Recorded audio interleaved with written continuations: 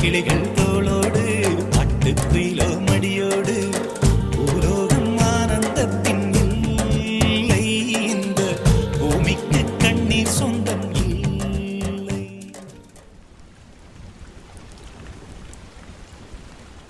உன் மூச்சில் நான் வாழ்ந்தால் என் முதுமை ஆனந்தம், நீ இன்னொரு பிறவியில் என்னை பெற்றால் இன்னும் ஆனந்தம்.